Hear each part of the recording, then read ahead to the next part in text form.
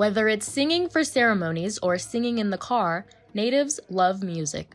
So with the 66th annual Grammy Awards approaching, why is it that they are still left out of the music industry? There are 94 categories this year, and natives aren't present in any. In 2011, the Grammys eliminated the category for Native American music, which has since been grouped into the Regional Roots category. Recording Academy member and musician Connor Chi shares that without enough voting members on the inside to get them nominations, representation stays out of reach. Well, this past year we had more native entries than ever before that I've seen, which was exciting.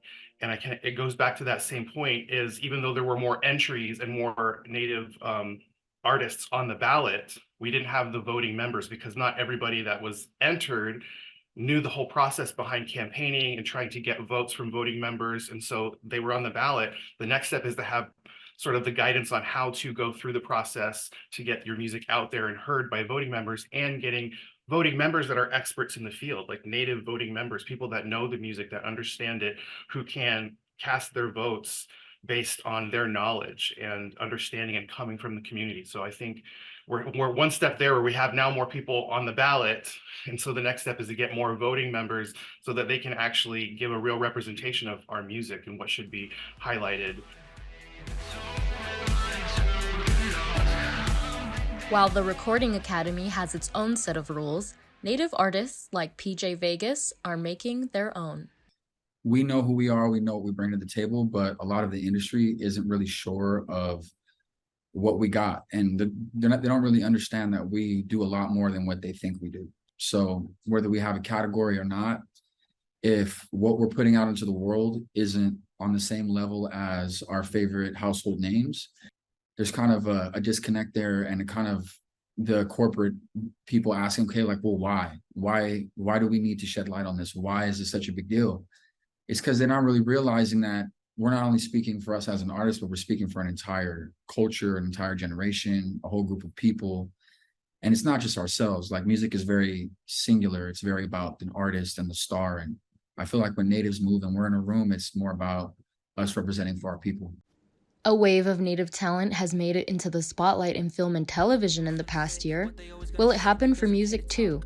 Music artist and Reservation Dogs composer Mato Wayuhi says it will, but it's just a matter of when.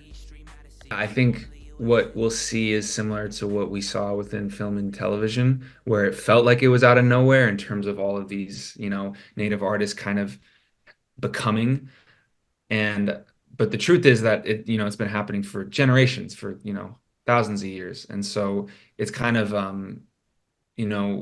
a lot of this stuff I've noticed is when the rest of the world is ready for us, not necessarily when we're ready, because we've been ready and we've been creating our sound and creating our cultures and maintaining culture and maintaining tradition while finding contemporary lenses to tell it through. So yeah, it's kind of when the rest of the world is ready for native music, I believe. Looking forward on how to gain visibility may require a look at the past, something musicologist and classically trained pianist Renata Yazzie has encountered in her studies. Native people have been engaging with Western music and Western ideas of music for hundreds of years now. And I think we bring a really great mindset and philosophy behind music and integrate that into whatever kinds of sounds we're interested in producing. A lot of people like to say, music is medicine, and sometimes it can sound a little corny, but I think it's true. There is a healing element to music that our communities really tend to prioritize, and that has stayed the same over the hundreds of years that we've been involved with music. But I think what has evolved is, the technologies that we have been exposed to and the technologies that we've invented ourselves, and just new ways to make sound that's always evolving. From evolution to revolution, native music artists of the past paved a way for the new generations. So for me, I just felt so lucky growing up because I had an example of like native excellence, like someone that actually came from, the background of, trying to break through these barriers and trying to kick open these doors. And like, they actually had the opportunity to do it. Right. So Redbone really showing that representation on the main screen and the main stage was something that really inspired us all. But I feel like after my dad's era, there was this giant wave where everything was so native influenced during the 70s and early 80s. And then for a while it kind of died down. And we kind of went dormant for a while, and there was not a lot of proper representation, or if any, within music or film or anything. So, what opportunities are available in the music industry today? Joe Picara has won 3 Grammys for his work as a tour photographer, where he has found power behind the scenes. I think people behind the camera can kind of help push things or have more say than someone in front of the camera, because I don't have a PR next to me. I don't have anyone running my Instagram or, you know, telling me what I can or can't say. So to me, I think we kind of are in a more powerful place behind the scenes because of that. And I think we should take more advantage of that than we are. There's so many ways to succeed, whether it be filming or photography or directing or writing songs or coaching or management, anything like that. There's so many more ways that I think are closed off from people to see, that you can be in this industry and not just have to, you know, have a main part in a movie or anything like that. And there's so many different arts within the art of the industry. Regardless of representation at the Grammys, nominations don't determine validation. Representation is not necessarily going to save us. There's going to be good native music wherever you go. There's going to be good native music, whether or not the Grammys recognizes it.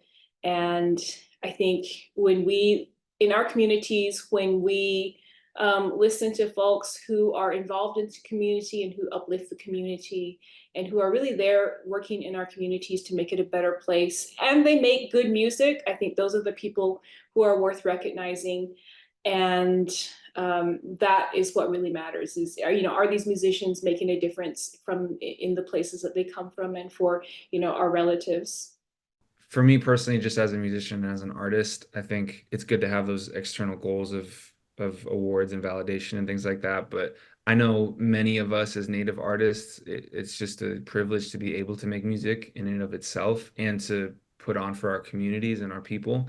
And so that is a huge, bonus. And in terms of priorities and whatnot, sometimes those differ from even what the Grammys might necessitate in terms of being nominated and things like that. But yeah, I think we're well on our way to finding what it means for us to be represented and what it means for us to be nominated as well. So Paris Wise, ICT News.